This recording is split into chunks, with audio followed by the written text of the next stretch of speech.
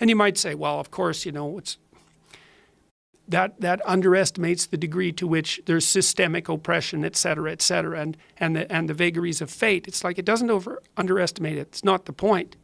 The point is your best strategic position is, how am I insufficient and how can I rectify that?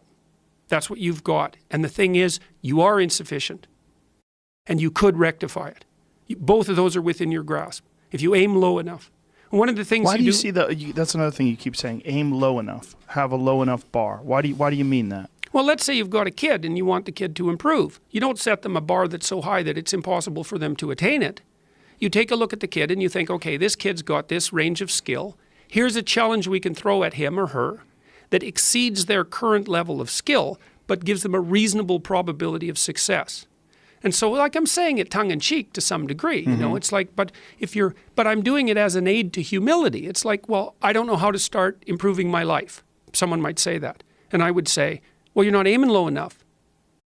There's something you could do that you are regarding as trivial, that you could do, that you would do, that would result in an actual improvement. But it's not a big enough improvement for you, so you won't lower yourself enough to take the opportunity. Incremental steps. Yes. So this is also what is achieved through exercise. It's one of the most important. Yeah. Well, what do you do when you go and lift weights? Yeah. You don't go and, like if you haven't bench pressed before, you don't put 400 pounds on the damn bar and drop the bar through your skull.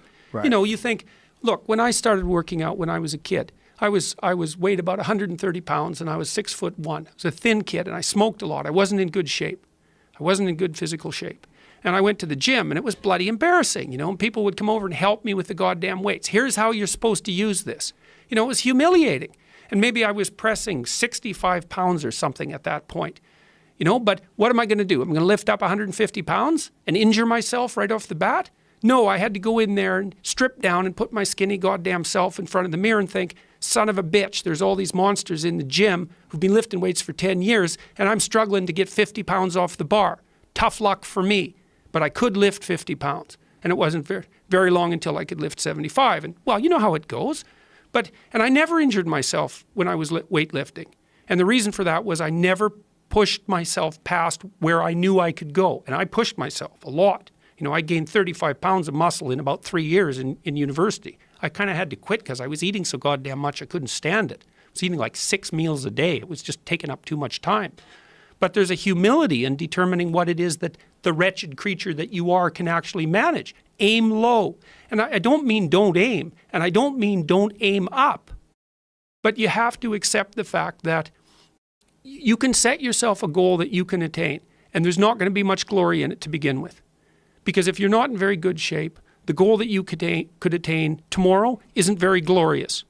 But it's a hell of a lot better than nothing, and it beats the hell out of bitterness, and it's way better than blaming someone else. It's way less dangerous. And you could do it. And what's cool about it, there's a statement in the New Testament.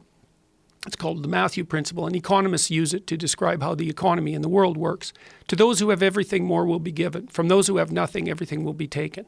It's like what's very pessimistic in some sense, because it means that as you start to fail, you fail more and more rapidly. But it also means that as you start to succeed, you succeed more and more rapidly. And so you take an incremental step and, well, now you can lift 55 pounds instead of 52.5 pounds. You think, well, what the hell's that? It's like, it's one step on a very long journey.